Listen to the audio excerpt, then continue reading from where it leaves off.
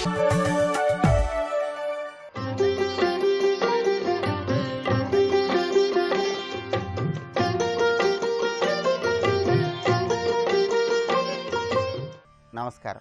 ప్రేక్షకులందరికీ శుభోదయం. ఈనాటి శుభయోగం శీర్షికన సకల దేవతా స్వరూపమైన గోమాత విశిష్టతను, గోమాతను ఏ విధంగా ఆరాధిస్తే ఎటువంటి శుభ ఫలితాలు కలుగుతాయో ఆ విశేషాంశాలను పరిశీలిద్దాం. సకల దేవతా స్వరూపమైన గోమాత శరీరంలో ఏ దేవతలు ఉంటారో మనకి పురాణాలలో, వేదాలలో వివరించడం జరిగింది. గోమాత రెండు కొమ్ముల దగ్గర బ్రహ్మదేవుడు, శ్రీ మహావిష్ణువు ఉంటారు. గోమాత రెండు కొమ్ములను దర్శనం చేసుకున్నప్పుడు బ్రహ్మదేవుణ్ణి, శ్రీ మహావిష్ణువుని మనసులో స్మరించుకోవాలి. అలాగే గోమాత రెండు కొమ్ముల అగ్రభాగంలో సమస్త తీర్థాలు ఉంటాయి. అందువల్ల గోమాత రెండు కొమ్ముల అగ్రభాగాన్ని మనం దర్శనం చేసుకుంటే సమస్త తీర్థాలలో స్నానం చేసినటువంటి ఫలితం కలుగుతుంది. లలాటే మహాదేవ అంటుంది శాస్త్రం. అంటే గోమాత ముఖంలో ఈశ్వరుడు ఉన్నాడు. గోమాత ముఖాన్ని దర్శిస్తే శివుణ్ణి దర్శించిన ఫలితం కలుగుతుంది. అలాగే లలాటే మహాదేవి అంటుంది శాస్త్రం. గోమాత ముఖం అగ్రభాగంలో మహాదేవి, పార్వతీదేవి ఉంటుంది. నాసావంశే షణ్ముఖం, గోమాత ముక్కు దగ్గర కార్తికేయుడు ఉంటాడు. గోమాత ముక్కును దర్శనం చేసుకుంటే కార్తికేయుడి అనుగ్రహం కలుగుతుంది. అలాగే గోమాత రెండు చెవుల మధ్య భాగంలో అశ్విని దేవతలు ఉంటారు. గోమాత రెండు చెవుల మధ్య భాగాన్ని దర్శిస్తే అశ్విని దేవతల అనుగ్రహం కలుగుతుంది. అదేవిధంగా గోమాత రెండు నేత్రాలలో కూడా సూర్యచంద్రులు ఉంటారు. సూర్యచంద్రుల అనుగ్రహం కలగాలంటే గోమాత రెండు నేత్రాలను దర్శించాలి. దంతేషు వాయుం అంటుంది శాస్త్రం. గోమాత దంతాల్లో వాయుదేవుడు ఉంటాడు.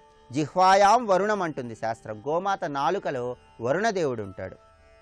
అదేవిధంగా గోమాత రెండు దవడల్లో యముడు, ధర్మదేవత స్థిర నివాసం ఏర్పాటు చేసుకుని ఉంటారు.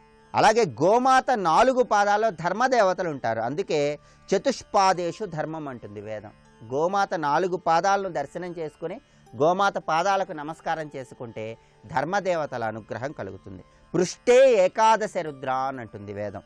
గోమాత పృష్ఠభాగం మీద ఏకాదశ రుద్ర స్వరూపాలు 11 మంది రుద్రులు స్థిర నివాసం ఏర్పాటు చేసుకుని ఉంటారు. లాంగూలే సోమం అంటుంది వేదం. గోమాత తోక ప్రాంతంలో చంద్రుడు ఉంటాడు. గోక్షీరే సరస్వతి, గోమాత పాల యందు సరస్వతీదేవి ఉంటుంది. గోమాత పెరుగు యందు నర్మదాదేవి ఉంటుంది. గోమాత నెయ్యిలో సాక్షాత్తు అగ్నిదేవుడు ఉంటాడు. ఆవు నెయ్యిలో అగ్నిదేవుడు ఉంటాడు కాబట్టి ఆవు నెయ్యితో మనం దీపారాధన చేస్తే అగ్నిదేవుడి ద్వారా సకల దేవతల అనుగ్రహాన్ని సులభంగా పొందవచ్చు. అలాగే గోమాత రోమముల యందు 33 కోట్ల మంది దేవతలు ఉంటారని వేదం మనకు తెలియజేస్తోంది. ఉదరే పృథ్వీం అంటుంది వేదం. గోమాత నాభి ప్రాంతంలో పృథ్వీ దేవత ఉంటుంది. ఇలా గోమాతలో సమస్త దేవతలు ఉంటారు కాబట్టి సకల దేవతా స్వరూపమైనటువంటి గోమాతను శుక్రవారం నాడు ఆరాధన చేసిన, గోమాత తోకకి పసుపు కుంకుమలు రాసి బొట్లులాగా అలంకరించి గోమాత చుట్టూ ప్రదక్షిణలు చేసిన, నవగ్రహ దోష తీవ్రతను తొలగింపజేసుకోవటానికి గోమాతకు ఆహారాన్ని తినిపించిన విశేషమైన శుభ ఫలితాలు కలుగుతాయి. ప్రత్యేకమైన విధి విధానాలతో గోమాతను పూజించండి. సకల దేవతా స్వరూపమైన గోమాత అనుగ్రహానికి సులభంగా పాత్రలు కండి. రేపటి శుభయోగం శీర్షికన మాఘమాసంలో వచ్చే శనివారం సందర్భంగా ఎటువంటి ప్రత్యేకమైన విధి విధానాలు పాటించాలో పరిశీలిద్దాం. నమస్కారం.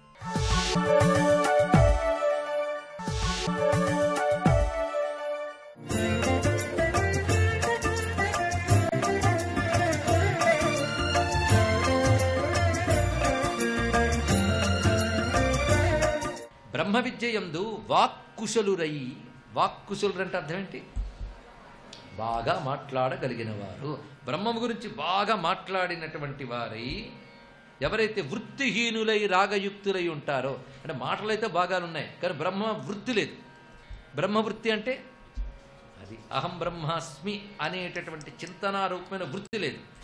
వృత్తి లేదు సరిగదా మరొకటి ఉందట, రాగయుక్తి. సురాగిణ, రాగం ఉంది. రాగం అంటే విషయ సంపర్కము. రాగం అంటే ఈ బ్రహ్మ వృత్తి చెయ్యకుండా విషయములతో రాగం పెట్టినటువంటి వారు ఎవరైతే ఉన్నారో వాళ్ళ గతి ఏమిటి అంటే పునరాయాంతి యాంతిచ, వాళ్ళు పని కూడా వస్తూ పోతూ ఉండడమే, అంటే చస్తూ పుడుతూ ఉండడమే అనయ్యా అని చెప్పారు ఇక్కడ.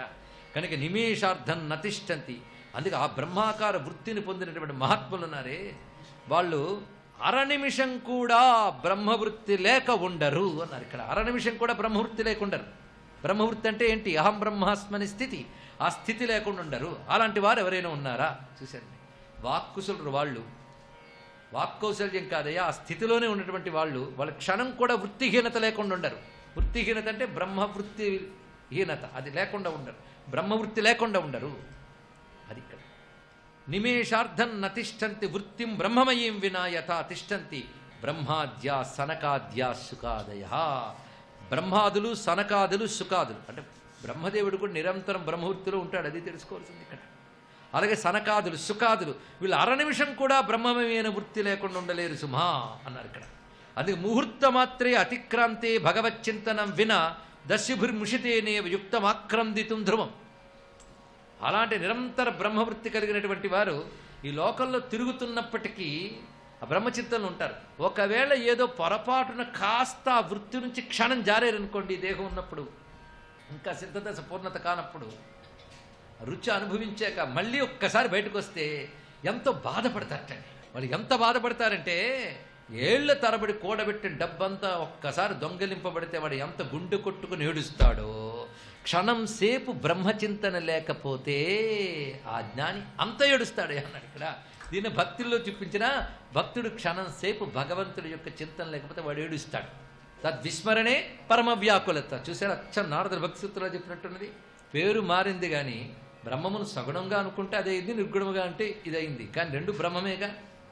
అన్యము విడిచిపెట్టి బ్రహ్మమునే నిరంతరం చింతన చేసినటువంటి వాడు ఆ చింతన క్షణం మర్చిపోయినా క్షణం పక్కకెళ్ళ బాధపడతాడయ్యా. కానీ నిజానికి తెలుసుకోవాలంటే ఆ స్థితికి వెళ్ళిన వారు క్షణం కూడా బయటకు రారు, అందులో సందేహం లేదు. కానీ ఆ స్థితికి సాధన చేస్తే అక్కడ దాకా వెళ్ళిన వారి విషయంలో చెప్తున్నారు. వాళ్ళు కొంచెం జారిపడ్డా అయ్యో పోయింది అనుకుని మళ్ళీ దాని సెట్ అవ్వాలని ప్రయత్నిస్తున్నారు. కాసింత విఘ్నం ఏర్పడినా బ్రహ్మాకార వృత్తి విచారణ దశలో కాసింత విఘ్నం ఏర్పడినా మళ్ళీ వెళ్ళాలి. మళ్ళీ వెళ్ళాలని ఎప్పుడు అనుకుంటాడు? ఆ రుచి వదులుకోలేక అది గొప్పదని తెలిసాక అనుకుంటాడు. కనుక కాసింత విఘ్నం కలిగిన అప్పటి వాడి స్థితిని చెప్తున్నాడు ఇక్కడ. అలాగని సుఖయోగిందులు లాంటి వాళ్ళు మధ్యలో అయ్యో ఇవాళ భగవంతుని మర్చిపోయినాయి అని వాళ్ళు ఏడవరు. ఎందుకంటే వాళ్ళకి విస్మృతి అనే పనే లేదు. ఎందుకంటే వాళ్ళు వృత్తి లీనమైపోయింది అక్కడ. వృత్తి విస్మరణం సమ్యక్ అనే స్థితికి వెళ్ళిపోయారు వాళ్ళు ఇక్కడ. కానీ వృత్తి దశలో సాధన దశలో అక్కడ దాకా వెళ్ళిన వాడి విషయం చెప్తున్నారు. ఇలా వివరిస్తూ నాయన ఇంకో చింతన చేయి. కార్యే కారణతాయాత కారణేన హి కార్యత కారణత్వం తతో గచ్చేత్ కార్యాభావే విచారత. మనం ఉపసంహారమని అధ్యాయంలోకి వచ్చేసాం. ఇప్పుడు అంతా ఉపసంహరింపబడుతుంది, చిట్ట చివరికి చూపిస్తున్నాడు. ఎప్పుడైనా సరే కార్యంలో కారణం చేరి ఉంటుంది కానీ కారణంలో కార్యం ఉండదు. అందుకు నువ్వు కార్యంలో కూడా కారణాన్ని చూడు, తర్వాత కార్యాన్ని విడిచిపెట్టి కారణాన్ని చూడన్నాడు. మళ్ళీ అయోమయం చేయలేదండి. బ్రహ్మచింతనలోకి మళ్ళీ దించాడు అనుకోండి, తప్పేముంది, అంతేనా బ్రహ్మచింతనే కదా, దాని గురించి చూపిస్తున్నాం. ఉదాహరణకి బంగారం కారణం, ఆభరణం కార్యం. కార్యంలో కారణం చూడంటే అర్థం ఏంటి? ఆభరణంలో బంగారం చూడు, తర్వాత ఆభరణం అనే దృష్టి విడిచిపెట్టి బంగారాన్ని చూడు. ఇక్కడ కారణం బ్రహ్మమే కదా. జన్మాద్యస్య యతః సర్వ జగత్తుకి కారణమైనది బ్రహ్మము. కారణము అంటే సృష్టించి అక్కడ కూర్చోలేదు, అదే దీనిగా ఉన్నది అని. అందుకు ఇక్కడ మనం చెప్పిన మృత్తు, బంగారము ఇవన్నీ మనం పరిశీలిస్తూ ఉంటే భావితం తీవ్ర వేగేన, నువ్వు తీవ్ర వేగంతో ఈ చిత్తవృత్తిని చెయ్యు. కనుక ఆ బ్రహ్మచింతన అనేది తీవ్ర వేగంతో చెయ్యు. తీవ్ర వేగంతో చేస్తే అది నిశ్చయాత్మతో చెయ్యు. అంత తీవ్ర వేగంతో చేయాలి ఇక్కడ. భావితం తీవ్ర వేగేన, అందుకే కారణ కార్య. దీని అన్వయ వ్యతిరేక పద్ధతి అని చెప్తున్నారు. అన్వయ వ్యతిరేక పద్ధతి కారణం వ్యతిరేకేణ పుమాన్ ఆదౌ విలేకయేత్ అన్వయేన పునస్తద్ధి కార్యే నిత్యం ప్రపశ్యతి. కార్యే కారణం పశ్యేత్ పశ్చాత్ కార్యం విసర్జయేత్ కారణత్వం తతో గచ్చేత్ అవశిష్టం భవేన్మునికి. ఈ రెండు శ్లోకాల్లో చిన్న చిన్న మాటలతో చెప్తున్నారు. ముందు వ్యతిరేక విధానంతో కారణాన్ని చూడు అన్నాడు, తర్వాత అన్వయ విధానంతో కార్యంలో నిత్యం చూడు అన్నాడు. దీనికి ఏమీ పెద్ద కన్ఫ్యూజన్ ఏం లేదండి ఇక్కడ. వ్యతిరేక విధానం అంటే ఏంటంటే కారణం లేనిదే కార్యం ఉండదు. అర్థమవుతుంది కదా? కారణం లేనిదే కార్యం ఉండదు. కెరటాలకు కారణం నీరు, నీరు లేనిదే కెరటం లేదు. అలా కారణం లేనిదే కార్యం ఉండదు. ఇది వ్యతిరేక విధానం. కనుక ఇప్పుడు నీ దృష్టి దేని మీద వెళ్ళింది? కారణం మీదకి. బంగారం అనేదే లేకపోతే ఉంగరం అనేదే లేదు కదా. ఇది వ్యతిరేక విధానం. లేకపోతే అని నెగిటివ్ మాటతో అది వ్యతిరేక విధానం. అన్వయ వ్యతిరేకం అంటే కార్యం అంటూ ఉంది కనుక కారణం ఉండాలి అని ఒకటి అనుకోండి ఇక్కడ. కారణం లేకపోతే కార్యం లేదు, కార్యం అంటూ ఉంది అంటే కారణం కూడా ఉంది అనుకోవడం. ఇది అన్వయ విధానం. ఇది అన్వయ వ్యతిరేకాభ్యాం అంటే ఇది అర్థం. కనుక బ్రహ్మత్వ అవలోకనానికి వ్యతిరేకము అన్వయమని రెండు పద్ధతులు చూడు అన్నారు ఇక్కడ. కానీ బ్రహ్మం అనే కారణమే లేకపోతే ప్రపంచం అనే కార్యము లేదు అని తెలుసుకోవడం ఒకటి. ప్రపంచం అనే కార్యం ఉంది గనక బ్రహ్మం అనే కారణం ఉన్నది కనుక ఎట్టైనా మన వచ్చింది కారణమే. అప్పుడు కారణ రూపమైన బ్రహ్మముని కార్యమునందంతా చూస్తూ కార్యములో కనబడుతున్న నామరూపోపాధుల్ని పరిహరించి కేవల కారణమైన బ్రహ్మమునందు మిగిలిపోవడం ఏదున్నదో అది సాధకుడు అది పొందే ప్రయత్నం చేయాలి. కారణత్వం తతో గచ్చేత్, కారణత్వం తతో గచ్చేత్, కారణత్వమునకు చేరుకోవాలి. అదే అవశిష్టం భవేన్ముని. అవశిష్టమును విడిచిపెట్టి, అవశిష్టం అంటే అర్థం ఏంటి? నామరూపాదులు విడిచి బ్రహ్మమునందే ఏది మిగిలి ఉందో ఆ బ్రహ్మమునందే ఉండాలి. మిగిలినది ఏ బ్రహ్మమే అని చెప్తూ ఇది ఎలా సాధ్యమవుతుందని తీవ్ర వేగాన్ని భావితం. నువ్వు నిరంతరం తీవ్ర వేగంతో భావించు. మరణ లక్షణం కలిగింది, మార్పులు చెందేది, కర్మల కద్ది వచ్చేది, సుఖదుఖాలు పొందేది, జనన మరణాలు పొందేది ఇదేది నేను కాను. ఏది నిర్వికారమో, సర్వకారణమో, సర్వశక్తిమంతమో, సర్వవ్యాపకమో, నిత్యమో, శాశ్వతమో, ధ్రువమో, అచలమో, అవ్యయమో, సచ్చిదానందమో అదే నేను, అదే నేను, అదే నేనంటూ నిరంతరం భావన చేస్తూ ఉంటే తీవ్రవేగేన నిశ్చయాత్మనా యద్వస్తు పుమాం స్తద్ది భవేచ్చిగ్రం, అది అతడే అదే అవుతాడు. ఎలాగా? జ్ఞేయం భ్రమర కీటవత్. ఒకటే చెప్పారు ఇక్కడ, భ్రమర కీటము వలే అన్నాడు. ఇక్కడ ఒక కీటము నిరంతరం భ్రమరమనే భయంతో భావిస్తూ భావిస్తూ భ్రమరమవగా లేనిది అంటే అది ఆ కీటం నిజానికి తుమ్మిది కాదు, కానీ నిరంతర భావన చేత తాను కాని తుమ్మిది అది అయినప్పుడు నిరంతర భావన చేత నువ్వే అయ్యున్న బ్రహ్మము నువ్వు ఎందుకు కావయ్యా అన్నాడు ఇక్కడ శంకర భగవత్పాలు. అది తెలుసుకోండి. ఇక్కడ బ్రహ్మము నువ్వే ఉన్నావు, దాన్నే భావన చేయి. ఇది అందుకే బ్రహ్మభావన అనేది ఉన్నదాన్ని భావించడం, మిగిలిన భావనలన్నీ లేని వాటిని భావించడం. అవునా లేదండి? ఒక ఆయన పాపం మనం పలకరించకుండా వెళ్ళిపోయాడు. 2 రోజులు నిద్ర పట్టదు. వాడికి ఏం అపకారం చేశాను? ఏవైనా వాడితో పొరపాట్లు మాట్లాడాను ఎన్ని? 3వ రోజు వాడు వస్తాడు. ఏంటయ్య భావన మరి మన ఎందుకు పలకరించే? లేదు, హడావిళ్ళున్న గమనించాం. అంతేనా? 2 రోజులు అనవసరంగా యాత్ర పడ్డాడు వీడు. అంటే ఇంత భావన దేనివల్ల వచ్చింది? లేనిదాన్ని భావించడం, లేనిదాన్ని ఇంత భావించడం చేతనయ్యిందే నీకు. నీ అసలు స్వరూపం ఏదో దాన్నే నిరంతరం భావించి అది నువ్వు అయిపోతావు. కానీ ఏది ఎప్పుడు భావిస్తావో అదే నువ్వు అవుతావు. ఇది సూత్రం. మరి ఇన్ని జన్మలు మనకి ఎందుకు వస్తున్నాయి? ఇవే ఎప్పుడు భావించాం కనుక. ఎందుకంటే మహాత్ముడికి అందరూ కలిసి సన్మానం చేశారండి కిరీటం పెట్టి. నిజానికి మేమందరం ఆయన జీవన్ముక్తులుగా భావిస్తాం. ఆయన జీవన్ముక్తులు మాకు తెలుసు. చేసినప్పుడు ఒక మాట అన్నారు ఆయన, ఇవాళ నాకు ఇవన్నీ చేశారు అంటే ఎప్పుడో ఇది కావాలని కోరుకుని ఉంటాను వాసనగా, అందుకే జరిగిందన్నారు.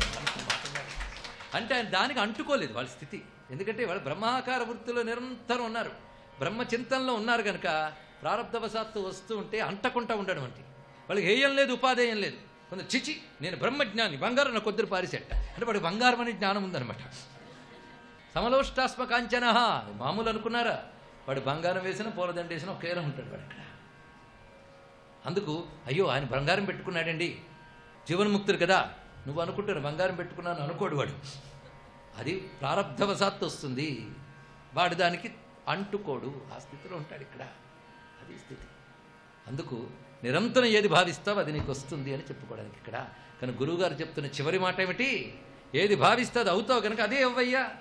అందుకు ఇంత చక్కగా చెప్తూ కనుక ఏది అపరోక్షమైన ఉన్నదో దాన్నే భావించు. ఇది ప్రత్యక్షమనే శబ్దానికి పరోక్షమనే శబ్దానికి కూడా అతీతమైనదే.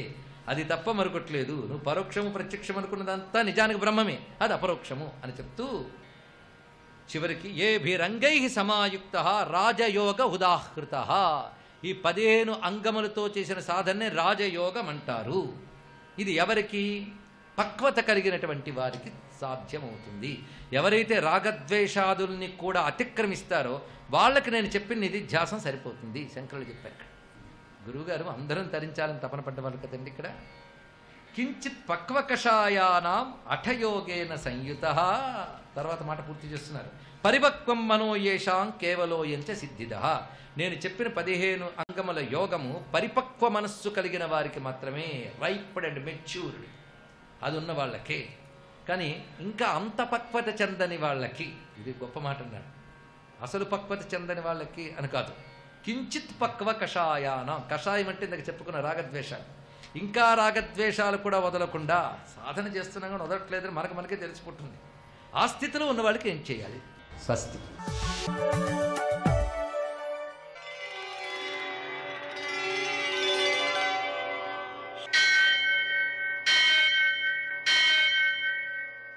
సహస్ర शीरुषं देवं विश्वाक्षं विश्वशम्भुवं विश्वं नारायणं देवमक्षरं परमं पदं विश्वतः परमां नित्यं विश्वं नारायणगुं हरिं विश्वमेवेदं पुरुषस्तद्विश्वमुपजीवति पतिं विश्वस्यात्मेश्वरगुं शाश्वतगुं शिवमच्युतं नारायणं महाज्ञेयं विश्वात्मानं परायणम्।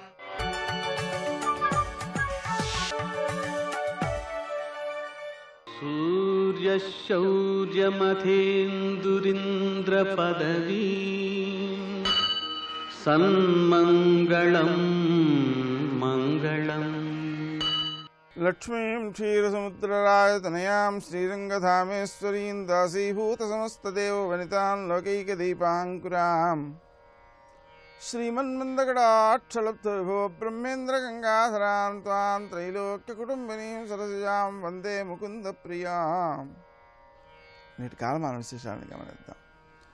స్వస్తి శ్రీ చాంద్రమాన హేమరంభనామ సంవత్సరం ఉత్తరాయణం శశిర ఋతువు మాఘమాసం కృష్ణపక్షం శుక్రవారం సూర్యోదయం 6:49 సూర్యాస్తమయం 6:11 తిథి నవమి మధ్యాహ్నం 12:17 వరకు నక్షత్రం అనురాధ సాయంకాలం 4:56 వరకు వర్జం రాత్రి 11:13 నుంచి 1:01 వరకు దుర్ముహూర్తం ఉదయం 9:05 నుంచి 9:51 వరకు మరల దుర్ముహూర్తం మధ్యాహ్నం 12:53 నుంచి 1:38 వరకు అమృతకాలం ఉదయం 7:11 వరకు శేషంగా మిగిలినది. శుక్రవారం కాబట్టి రాహుకాలం ఉదయం 10:30 నుంచి 12 గంటల వరకు అష్టగౌరక రీత్యా శుభప్రదమైన సమయం సాయంకాలం 6 గంటలకి. నేటి విశేషం శుక్రవారం మాఘమాసం శుక్రవారం కాబట్టి మనం లక్ష్మీదేవిని ఆరాధించుకోవడం లలితాదేవిని ఆరాధించుకోవడం అంటే స్త్రీ దేవతలను ఆరాధించడానికి శుక్రవారం చాలా ముఖ్యమైనది.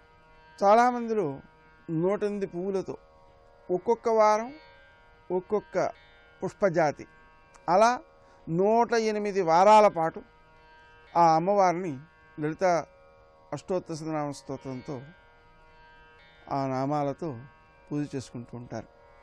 అలాగే దేవీ ఆరాధకులు దేవీ ఖడ్గమాలా స్తోత్రాన్ని 2 పర్యాయాలు చేస్తూ అమ్మవారిని పూజించడం, అలాగే 5 పర్యాయాలు చేయడం, 108 పర్యాయాలు చేయడం, ఈ విధంగా అమ్మవారిని ఆరాధించుకుంటారు. ముఖ్యంగా లలితాదేవికి ప్రీతికరంగా పులిహోర అలాగే చక్కెర పొంగలి మొదలైనటువంటి వాటిని నివేదన చేయడం, అలాగే లక్ష్మీనారాయణ పూజ చేసి వారికి పాయసం నివేదన చేయడం, వీటన్నిటి ద్వారా అమ్మవారి అనుగ్రహం శక్తి స్వరూపిణి కాబట్టి సిద్ధిస్తుంది. ఈ అమ్మవారిని ఆరాధించడం ద్వారా వ్యక్తుల్లో ఏం కలుగుతుంది అంటే ఇచ్ఛాశక్తి జ్ఞానశక్తి క్రియాశక్తి స్వరూపిణి అని సరియైన సంకల్పాలు చేయగలగడం, ఆ సంకల్పంలో ఉన్నటువంటి అంశాన్ని సాధించడానికి తగిన జ్ఞానాన్ని సంపాదించడం, ఆ క్రియను సక్రమంగా ఆచరించి క్రియాశక్తి ద్వారా కార్య ఫలితాన్ని సిద్ధింపజేసుకోవడం, అతి ముఖ్యంగా సంకల్పములను కొత్తవైనా పాతవైనా వాటిని పూర్తి చేసేయడం ద్వారా మోక్షమునకు ఆటంకాలను తొలగించుకోవడం అనేవి అమ్మవారి ఆరాధనలోని ముఖ్య అంశాలు. లక్ష్మీనారాయణ పూజ ద్వారా మనకు సంపదలు సిద్ధిస్తాయి. శుక్రవారం నాడు మారేడుదలాలతో పూజ చేయడం, పద్మాలతో పూజ చేయడం, అమ్మవారికి కుంకుమార్చన ఇవన్నీ కూడా ఉత్తమమైన సత్ఫలితాలను అందిస్తాయి. నేటి ఆణిముత్యాలు.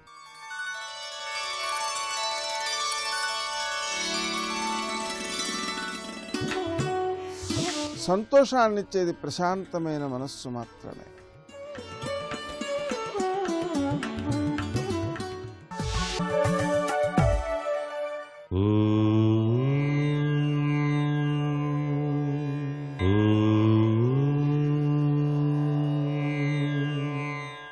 ఓం నమో నారాయణాయ. ఓం నమః శివాయ. శ్రీమాత్రే నమః. ఈరోజు శుక్రవారం మహాగౌరీదేవిని ఆరాధన చేయటం చాలా విశిష్టవంతమైన ప్రభావాన్ని ఇస్తుంది. ఆమె సర్వమంగళ మాంగళ్యే శివే సర్వార్థ సాధకే శరణ్యే త్రయంబకేం గౌరీ నారాయణీ నమోస్తుతే అన్నారు.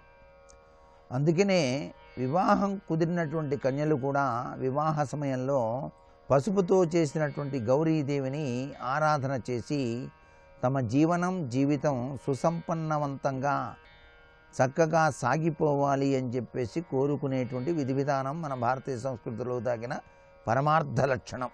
అంతేకాకుండా మహాగౌరీదేవిని ఎవరైతే నిత్యం కూడా మందార పూలతో గనక పూజ చేస్తారో వారికి అభీష్టములన్నీ కూడాను సిద్ధిస్తాయి అంటోంది శాస్త్రం. ఆమె చతుర్భుజ, వృషభవాహిని.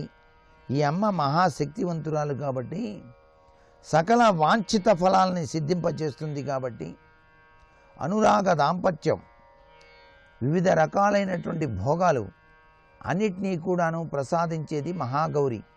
అందుచేత ఎవరైతే నిత్యం లేక శుక్రవారం నాడైనా సరే లలితా సహస్రనామార్చన చేస్తూ ఆ మహాగౌరీదేవిని మందార పుష్పాలతో గనక, ఎరుపు రంగు కలిగిన మందార పుష్పాలతో గనక అర్చన గనక చేసినట్లయితే తప్పనిసరిగా అభీష్ట ఫల సిద్ధిని కలిగింపజేస్తుంది ఆ చక్కని తల్లి, అమ్మలగన్న అమ్మ అన్నమాట. ఈ గౌరీదేవిని ధ్యానం చేసినా చాలు సకల అభీష్టములు కూడాను సిద్ధిస్తాయి. మనకి అష్టాదశ సిద్ధులు అని చెప్పేసి ఉన్నాయి.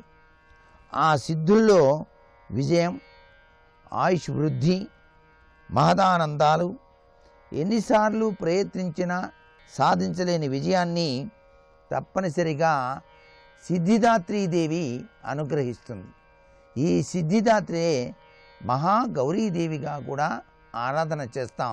అందుకనే తప్పనిసరిగా మనం దేవాలయాల్ని సందర్శించినప్పుడు శమీవృక్షానికి ప్రదక్షిణ చేయాలి.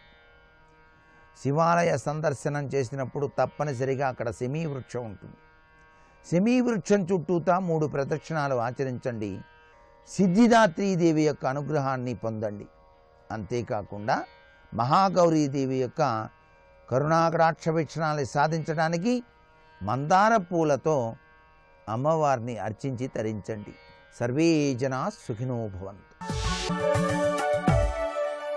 రామదూత హనుమాన్, శ్రీరామదూత హనుమాన్, శ్రీరామదూత హనుమాన్, శ్రీరామదూత హనుమాన్. స్వామి హనుమ శనీశ్వరుని నుండి ఒక మాట పుచ్చుకున్నారు. ఎవరు నాకు పరమ భక్తులై ఉంటారో అటువంటి వారి జోలికి నువ్వు వెళ్ళకూడదు. ఒకవేళ జాతకంలో శనీశ్వరుని యొక్క ప్రభావం చాలా విశేషంగా ఉండేటటువంటి వారు కూడా హనుమ యొక్క అనుగ్రహానికి నోచుకున్న వారైతే అటువంటి వారందరికీ కూడా శనీశ్వర గ్రహం యొక్క ప్రభావం విశేషంగా ఉండేటటువంటి అవకాశం ఉండదు. అది హనుమ పుచ్చుకున్నటువంటి మాట. అందుకే హనుమదుపాసన శనివారం నాడు చేస్తే శనీశ్వర గ్రహం ఆనుకూల్యతని పొందుతుంది. పొంది బాధించడం అనేటటువంటిది ఉండదు. రెండవది, మాసములలో మార్గశీర్ష మాసంలో శనివారం నాడు స్వామి హనుమని ఉపాసన చేసినట్లయితే అది చాలా విశేషమైనటువంటి ఉపాసన. అంతటి మహానుభావుడైనటువంటి హనుమ 5 అంకె చేత ప్రీతి పొందుతారు. ఒక్కొక్క దేవతకి ఒక్కొక్క లక్షణం ఉంటుంది. మీరు విఘ్నేశ్వరుడి విషయంలో చూస్తే 16 అంకెకి ఒక ప్రీతి. ఆయనకన్నీ 16 కుడుములు, 16 ఉండ్రాళ్ళు, 16 రకాల పత్రులు, 16 రకాల పువ్వులు, 16 రకాలైనటువంటి నైవేద్యాలు, 16 నామాలు. సుముఖశ్చైకదంతశ్చ కపిలో గజకర్ణకః లంబోదరశ్చ వికటో విఘ్నరాజో గణాధిపః ధూమకేతుర్గణాధ్యక్ష ఫాలచంద్రో గజాననః వక్రతుండ శూర్పకర్ణో హిరంబస్కందపూర్వజః షోడశైతాని నామాని యప్పటే శృణుయాదపి విద్యారంభే వివాహే చ ప్రవేశే నిర్గమే తథా సంగ్రామే సర్వకార్యేషు విఘ్నస్తస్య న జాయతే. షోడశైతాని నామాని 16 అంకె మీద విఘ్నేశ్వర తత్వం నడుస్తుంది. ఆయనకి 16 ప్రీతిని కాదు, తత్వం 16 మీద వెళుతుంది. అలాగే పరమశివుని యొక్క తత్వం 8 మీద వెడుతుంది. అందుకే అష్టమూర్తి తత్వము అని పిలుస్తారు. మీరు హనుమకి సంబంధించినంత వరకు ఆయన యొక్క విశేషం, ఆయన తత్వం 5 అంకె మీద నడుస్తుంది. అందుకే హనుమకి 5 పదార్థములను నివేదన చేస్తారు. 5 రకాలైనటువంటి పత్రముల చేత పూజ చేస్తారు. పంచముఖములతో కూడినటువంటి ఆంజనేయ స్వామి యొక్క ఉపాసనా విధానం ప్రత్యేకంగా ఉంటుంది. ఆయనకు ఒక దీక్ష ఉంది పరాశర సంహితలో, హనుమద్దీక్ష అని దీక్షా స్వీకారం చేస్తారు. చేసినప్పుడు అందులో అతి తక్కువ కాలం దీక్ష 5 రోజులు. 5 అంకె చేత ఆయన తత్వం ప్రకాశిస్తూ ఉంటుంది. హనుమ యొక్క అవతార ఆవిర్భావ సమయంలో లోకానికంతటికీ కూడా సృష్టికర్త అయినటువంటి చతుర్ముఖ బ్రహ్మగారు ఆయన యొక్క వైభవాన్ని కీర్తిస్తూ ఒక మాట అన్నారు. అమిత్రాణం భయకరో మిత్రాణం అభయంకర అని చెప్పారు. దేవతలందరూ తమ తమ శక్తుల్ని హనుమకి ధారపోశారు. అది కూడా చాలా విశేషంగా. ఎలా? ఏ దేవత యొక్క ఆయుధానికి కూడా హనుమ కట్టుబడరు.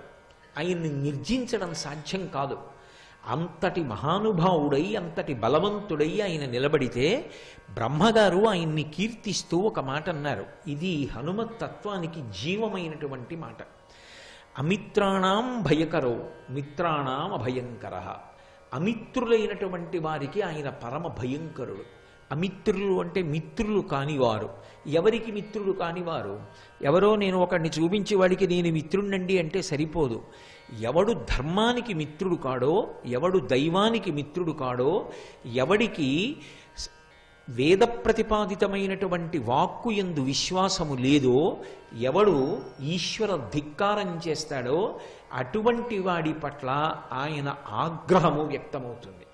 ఎవడు ధర్మమునందు అనురక్తి కలిగిన వాడై ఉంటాడో, ఎవడు భగవంతునికి దాసానదాసుడై భక్తుడై ఉంటాడో అటువంటి వాడి పట్ల ఆయన అనుగ్రహ ప్రసరణం జరుగుతుంది.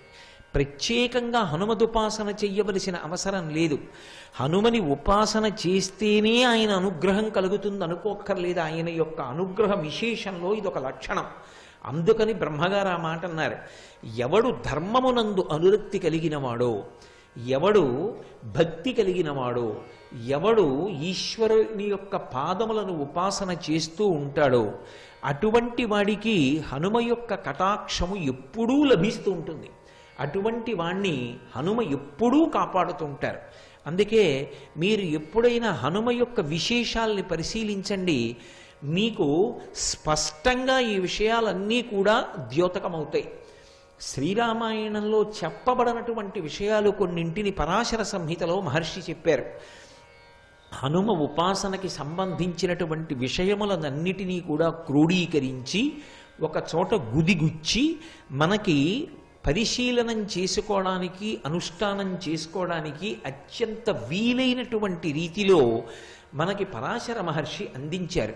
పరాశర సంహిత హనుమకి సంబంధించినటువంటి ఉపాసనా విధానాన్ని, ఆయన యొక్క అనుగ్రహాన్ని, ఆయన యొక్క వైభవాన్ని మనకి విశేషంగా అందజేస్తుంది.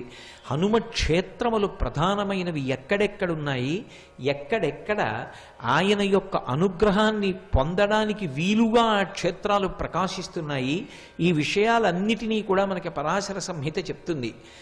మీరు హనుమ వైభవాన్ని, హనుమకి ధర్మము పట్ల ఉండేటటువంటి అనురక్తిని, ఆయన భక్తుడైనటువంటి వాణ్ణి కాపాడేటటువంటి రీతిని, ఆయనకి ఎదురు నిలబడగలిగినటువంటి వాడు లోకంలో ఎవ్వరూ ఉండడు అనేటటువంటి రూఢమైన సత్యాన్ని ప్రకాశింపచేసేటటువంటి రీతిలో రచింపబడి మనకి అందివ్వబడిన పరాశర సంహితని పరిశీలనం చేస్తే కొన్ని అద్భుతమైనటువంటి విశేషాలు ద్యోతకమవుతాయి.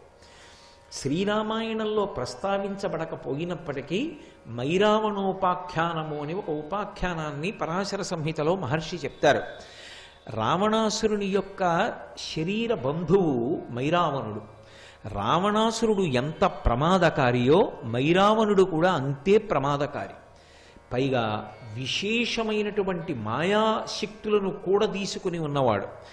ఎంతటి మాయకైనా సరే లోకాన్ని వశం చెయ్యగలిగినటువంటి వాడు. అటువంటి వాడు పాతాళంలో ఉన్నటువంటి లంకాపట్టణానికి అధిపతి అయి ఉన్నాడు. ఆ మైరావణునికి ఒక చెల్లెలు ఉండేది, ఆమె పేరు దుర్దండి.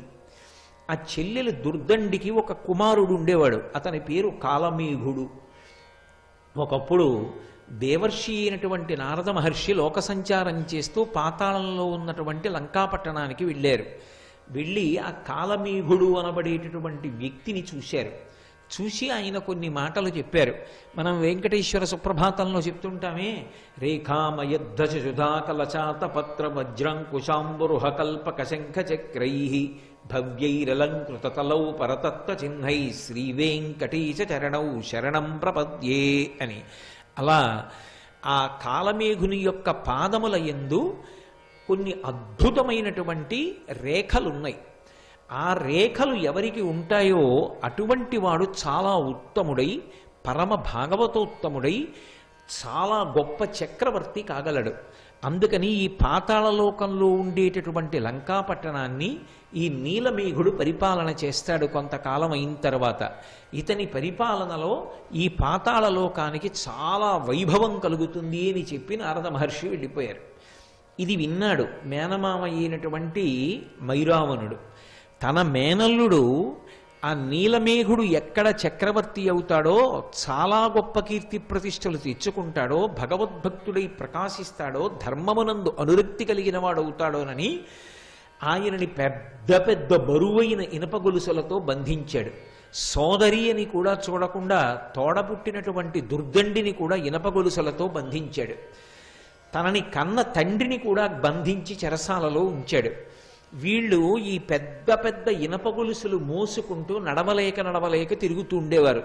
కొద్ది దూరం నడవాలంటే కష్టం, అటువంటి శిక్ష వేశాడు వాళ్ళకి.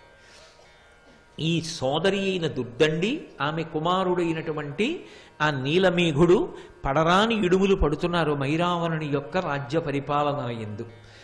ఇలా ఉండగా ఒకప్పుడు రామచంద్రమూర్తి సముద్రానికి సేతువు కట్టి లంకాపట్టణాన్ని చేరుకుని సీతమ్మ తల్లిని తిరిగి పొందడం కోసమని రావణాసురుడితో యుద్ధం చేయడానికి సంకల్పించినటువంటి రోజులలో రామచంద్రమూర్తిని లక్ష్మణస్వామిని అపహరించి తీసుకుని వెళ్ళిపోయి కీడు తెలపెట్టడం తనకి సాధ్యం కావడం లేదని నిశ్చయానికి వచ్చినటువంటి దురాత్ముడైనటువంటి రావణాసురుడు తన బంధువు మేనమామ అయినటువంటి మైరావణుణ్ణి ఆశ్రయించి ఎలాగైనా సరే రామలక్ష్మణుల్ని అపహరించి తీసుకుని వెళ్ళి నిర్జించమని కోరాడు. ఆ రోజులలో స్వామి హనుమ తన యొక్క వాలము చేత, తోక చేత ఒక పెద్ద ప్రాకార నిర్మాణం చేస్తుండేవారు రాత్రివేళ. అందులో వానర సైన్యం అంతా పడుకునేది. ఆయన తన తోకనే ప్రాకారంగా పెట్టి ఉండేవారు. ఆ తోక దాటి వెళ్ళడం లోపలికి ఎవరికి సాధ్యమయ్యేది కాదు. ఈ వార్త మైరావణుడికి వెళ్ళింది, రామలక్ష్మణుల్ని అపహరించాలి. ఎలా అపహరించడం ఆలోచన చేశాడు. ఆయన దగ్గర సూచీముఖుడు అని ఒక రాక్షసుడు ఉండేవాడు. మేకు ఎలా ఉంటుందో ఆయన ముఖం అలా ఉంటుంది, అంత వాడి అయినటువంటి ముఖం.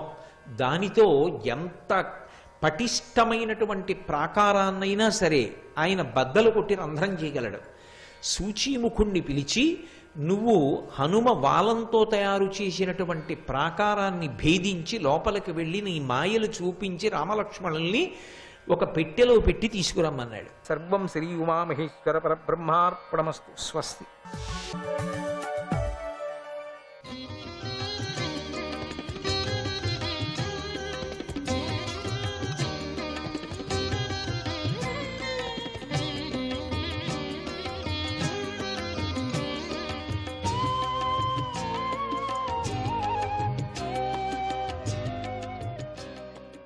హరే కృష్ణ జగదీశ్వర నారాయణ నారాయణ నారాయణ గోవింద గోపాల గోవింద కృష్ణ గోవింద కృష్ణ.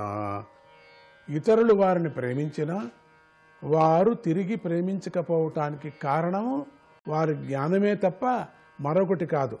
ఏంటండి అంత ప్రేమించినా కూడా వాళ్ళు ప్రేమించరు అనుకుంటే వాళ్లకు నిజమైనటువంటి జ్ఞానము తప్ప, వాళ్ళ జ్ఞానంలో ఉన్నారు, ఆధ్యాత్మ చింతనలో ఉన్నారు, అది తప్ప మరొకటి కాదు. అది తప్పుగా తెలుసుకోకూడదు. గురువుని మేము ఇంతగా ప్రేమించినా కూడా గురువు నా వంకనే చూడడు అంటే వాళ్ళ ఆత్మజ్ఞానులు, పూర్ణమైనటువంటి జ్ఞానంతో ఉన్నారు. వాళ్ళు పూర్ణమైనటువంటి తపస్సు ఎక్కడో ఉన్నది వాళ్ళది, ఇక్కడ లేదు వాళ్ళ జ్ఞానము. అందుకని నేను నమస్కారం చేసినా కూడా నన్ను చూడడు అనకూడదు. తప్పు అవుతుంది, అది చాలా తప్పు అవుతుంది. ఒకవేళ ఎవరు వాళ్ళకు నమస్కారం వాడేమీ చేయకపోయినా వాళ్ళని దీవిస్తున్నారు, వాళ్ళ పూర్వజన్మ తలరాత, వాళ్ళదేదో కావాలా, వాళ్ళకి చేయాలా అనే ఉద్దేశం ఉన్నది, ఒక రుణం ఉన్నది, అందుకని చేస్తున్నారు. నేను ఎంతగా ప్రేమించినా ఎంతగా భక్తిగా ఉన్నా నన్ను చూడరు అనకూడదు. నువ్వు నీ ఒక పాపాన్ని పోగొట్టుకుంటున్నావు నువ్వు, అంతేగాని తక్షణం చూడాలా అనేవి లేదు. నీది పండిన తర్వాత నిన్ను కూడా దీవిస్తారు. ఒకవేళ నువ్వు అప్పుడు నమస్కారం చేయకపోయినా నిన్ను దీవిస్తారు. ఎందుకంటే నీలో ఉండేటువంటి పాపమంతా పండి దూరం అయిపోతుంది. అందుకని కాచుకున్నారు. వాళ్ళలో ఉండే పాపం పోయింది, ఇప్పుడు పాపం ప్రారంభం చేసుకుంటున్నాడు వాడు, అందుకని వాడిని దీవిస్తున్నారు. అందుకని ఒకవేళ స్వామీజీ నన్ను ఎప్పుడు నమస్కారం చేసినా నన్ను చూడరు, నాతో మాట్లాడరు, నాతో నవ్వరు అని చాలామంది అనుకుంటూ ఉంటారు. అది తప్పది. వాళ్ళ ఎప్పుడు కూడా ఆత్మజ్ఞానులు కాబట్టి ఆత్మతత్వంలో విహారం చేస్తూ దాంట్లో ఉండిపోతున్నారు వాళ్ళు.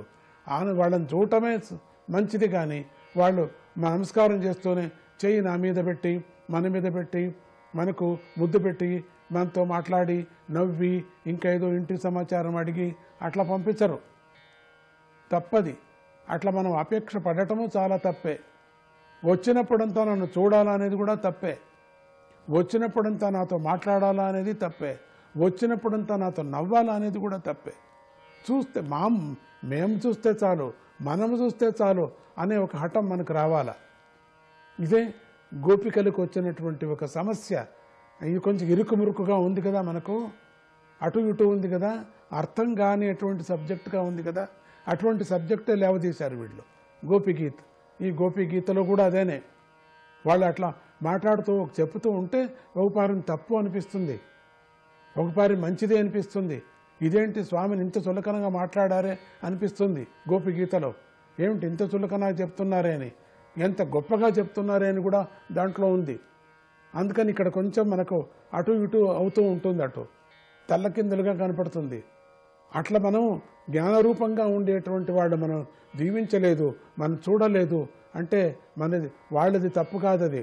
వాళ్ళు ఏదో లోకంలో ఉన్నారు, మనం చూడకపోయినా పర్వాలేదు, ఎప్పుడో పారి చూస్తారు. తమ దేహ విషయంలోనే ప్రేమ లేని వారు, వాళ్ళ మీదనే వాళ్ళకు ప్రేమ ఉండదు. ఇతరుల దేహాలను ఎలా ప్రేమిస్తారు వాళ్ళు? అసలు వాళ్ళని గురించే వాళ్ళకు అంతగా లేదు, పట్టించుకోరు. అటువంటి జ్ఞానం వాళ్ళకు ఉంది. వాళ్ళకు శరీరం మీద అంత ధ్యానమే లేదు. తమ దేహ విషయంలోనే వాళ్ళకు ప్రేమ లేనప్పుడు ఇంకా మనల్ని ఎట్లా ప్రేమిస్తారు? మన సంగతి ఏమిటి? అట్లంతా అంటూ ఉంటారు. తప్పది, అనకూడదు. వారికి అంతా పరమాత్మయే ఉంటాడు.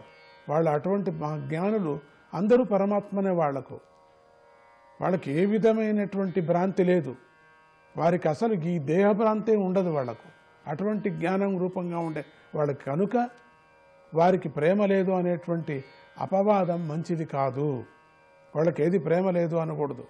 అసలు వాళ్ళు దీన్నంతా దాటినటువంటి మహాత్ములు. వాళ్ళ దగ్గర వెళ్ళి నమస్కారం చేస్తే మనల్ని మాట్లాడించరు, తిరిగి చూడరు అనకూడదు. అసలు వాళ్ళ మీద వాళ్ళకే ప్రజ్ఞ లేదు. కాసేపు ప్రజ్ఞ ఉంటుంది, కాసేపు ఉండదు వాళ్లకు. అటువంటి మహాత్ములు పరమాత్ముడి మీదనే లగ్నం చేసి ఉంటారు. వాళ్ళు ఈ శరీరాన్నంతా మరిచిపోతారు. ఇక నువ్వు వచ్చేది పోయేది, నువ్వు ఇచ్చేది, నువ్వు నమస్కారం చేసేది, నువ్వు పలికేది, ఇవంతా వాళ్ళకు లెక్కలేదు. వాళ్లకు ముందు చెప్పినటువంటి విచారాల్లో కొంచెం సాంసారికమైనటువంటి వ్యవహారం ఉన్నది. వెళుతూ వెళుతూ వెళుతూ ప్రేమ అనేది ఎంతవరకు వచ్చేసించో, ఎట్లా ఎవరెవరికి ప్రేమ ఉంటుందని స్వార్థంతో కూడినటువంటి ప్రేమ. ఇద్దరికీ స్వార్థం ఉన్నప్పుడు అది వేరే పాపానికి ఇక వెళుతుంది. ఇద్దరికీ స్వార్థం ఉంటే ఒకరి మీద ఒకరికి ప్రేమ, స్వచ్ఛమైనటువంటి ప్రేమ ఉన్నప్పుడే పాపానికి వెళ్ళదు, పుణ్యానికి వెళుతుంది. అది అశుద్ధమైనటువంటి ప్రేమ ఉండి స్వార్థంతో ఉండినటువంటి ప్రేమ ఒకరికొకరికి ఉంటే పాపానికి వెళుతుంది. అది అట్లా మాట్లాడుకున్నాం మొదట్లో మనమంతా, అట్లా చెప్పుకొని వచ్చారు. కానీ ఇప్పుడు ఇక్కడ స్వచ్ఛమైనటువంటిది, శుద్ధమైనటువంటిది, క్రిస్టల్ క్లియర్గా ఉండేటువంటి ప్రేమ అంటే జ్ఞానులది. జ్ఞానుల దగ్గరికి వెళ్ళాము, మనం మాట్లాడించాము, మాట్లాడరు సరిగా. మరి వాళ్ళను ముట్టడానికి వెళితే ముట్టద్దంటారు పక్క వాళ్ళు. మరి వాళ్ళతో మాట్లాడరు వాళ్ళు. మనల్ని ముట్టరు, ఒకవేళ వాళ్ళని ముట్టుకున్న వాళ్ళకేమీ అనిపించదు. అట్లా ఉంటారు. అటువంటి సహజమైనటువంటి వాళ్ళ స్థితి, వాళ్ళ శరీరం మీదనే వాళ్లకు జ్ఞానం లేనటువంటి వాళ్ళు మన మీద ఏముంటుంది? సహజమైనటువంటి స్థితి, ఉదాసీనత అనేది వారికి సహజమైనటువంటి స్థితి. వాళ్లకు వాళ్ళ శరీరమే ఉదాసీనతగా ఉన్నది. ఇక చేసిన మేలు మరిచేవారి ద్రోహబుద్ధి గలవారు, వారు విపరీతమైన చెడు స్వార్థంతో నిండి ఉంటారు. కనుక వారి విషయంలో ప్రేమ అనే మాటే లేదు. ప్రేమ అనే మాట ఎవరికి దగ్గరకు లేదు. వాళ్ళు ఎంత ఉపకారం చేసినా మర్చిపోతారు. వాళ్ళు చెడు స్వార్థంతో ఉంటుంది. స్వార్థం అందరికీ ఉంటుంది, కానీ చెడు స్వార్థము. స్వార్థం ఉండాలా, చెడు స్వార్థం ఉండకూడదు, అతి స్వార్థం ఉండకూడదు. ఈ అతి స్వార్థంతో ఉంటారు. వాళ్ళు ఉపకారం చేయించుకునే పని అంతే వాళ్ళది. వాళ్ళు వేరే వాళ్ళతో చేయించుకోవటంలోనే ఉండిపోతారు, కానీ వాళ్ళు చేసింది కూడా వాళ్ళు చెప్పరు. వాళ్ళు చెడు స్వార్థంతో ఉంటారు. చేయకపోతే ఇంకా చేయలేదని అంటూ ఉంటారు. వాళ్ళు అటువంటి స్వార్థంతో నిండుంటారు. కనుక వారి విషయంలో ప్రేమ అనే మాటే లేదు. ప్రేమ అనే మాట లేదు. ఆత్మజ్ఞానుల వల్ల, కోరికలే లేని యోగుల వల్ల ఎవరికి ఏ హాని జరగదు. మిగతా వాళ్ళతో జరుగుతుంది. ఆత్మజ్ఞానంతో ఉండే వాళ్లకు, దేహం మీద జ్ఞానం లేనటువంటి వాళ్లకు, పరమాత్మనే ధ్యానించేటువంటి వాళ్లకు ఆ ప్రేమ నుంచి ఎటువంటి అపాయము లేదు. కోరికలే లేని యోగుల వల్ల హాని ఎవరికి కలగనే కలగదు. వాళ్ళ ప్రేమ అత్యద్భుతమైనటువంటి ప్రేమ, నిస్వార్థంతో చేరిన ప్రేమ. వాళ్ళకి ఏమీ అనిపించదు, వాళ్ళకి స్వార్థం లేదు ఆ ప్రేమలో, మరి ఏదీ లేదు దాంట్లో. వారు ఎవరికీ ద్రోహం తలపెట్టరు. అటువంటి వాళ్ళ ప్రేమ నిజమైనటువంటి ప్రేమ. కానీ కృతజ్ఞత లేని వారు, ద్రోహబుద్ధి గలవారు, ప్రేమించని వారు కాదు, ప్రేమించిన వారిని కూడా వాళ్ళకు కూడా మోసం చేస్తుంటారు. వాళ్ళ కృతజ్ఞత ఉండదు, ద్రోహబుద్ధి ఉంటుంది, స్వార్థబుద్ధి ఉంటుంది, మోసబుద్ధి ఉంటుంది. అటువంటి వాళ్ళు ఎవరు ప్రేమిస్తారో వాళ్ళని కూడా, ప్రేమించిన వారిని కూడా మోసం చేస్తూ ఉంటారు. ఈ తేడాను మనం బాగా గమనించాలి. గోపిగీతలో మనం బాగా గమనించవచ్చు. ఓ సకులారా, ధనం లేని వాడికి ధనం లభించి అది నష్టమైనప్పుడు అతడు నిరంతరంగా దానినే చింతిస్తూ ఇతరాన్ని మరిచిపోతాడు కదా. అదేవిధంగా నన్ను ప్రేమించే భక్తులకు నా ధ్యానం నిరంతరంగా కొనసాగటానికై నేను కనిపించి అంతర్ధానం అవుతూ ఉంటాను. నా సాధన, మీ సాధన కొనసాగించడానికి, మీ సాధన నేను ఎప్పుడూ ఉండిపోతే నాలోనే ఉండిపోతారు. మీలో సాధననే కలగదు, నాలో మనస్సు మీకు నిలిచదు. నిలిపేశారు, ఇప్పుడు చూస్తున్నారు కాబట్టి మీకు తపన లేదు లోపల. అందుకని నేను కనిపించుకోకుండా నేను ఉండటానికి కారణం అదేనే. నేను కనిపించి అంతర్ధానం అవుతూ ఉంటాను. వాళ్ళలో తపన పెరగని, తపస్సు పెరగని, మనస్సు శుద్ధం కాని, అంతేకాని నేను వారికి నిరంతరంగా కనిపిస్తూ ఉండను. నిరంతరంగా కనిపించుకోకుండా ఉండటానికి కారణాలన్నీ చెప్పాడు కదా. ఎన్ని ఉదాహరణలు చెప్పుకొని వచ్చారు ఇక్కడ. సంసారం మొదలుకొని, గురువు మొదలుకొని ఎంత అద్భుతంగా చెప్పుకొని వచ్చారు ఇక్కడ. ఓ అబలరారా, మీరంటే నాకెంతో ఇష్టము. మీరు ఇలా నా కోసమే లోకంలోని మర్యాదను, వేదాల చేత విధించబడిన గృహస్థాశ్రమ నియమాలను, బంధువులను విడిచిపెట్టి వచ్చారు. మీకు నాపై ధ్యానం కొనసాగటం కోసమే మాత్రమే నేను మాయమయ్యాను. నా మీద ధ్యానం పెట్టాలా, లేకపోతే మీరు నన్ను మర్చిపోయే ప్రమాదాలు ఉన్నాయి. నారాయణ నారాయణ, హరే కృష్ణ.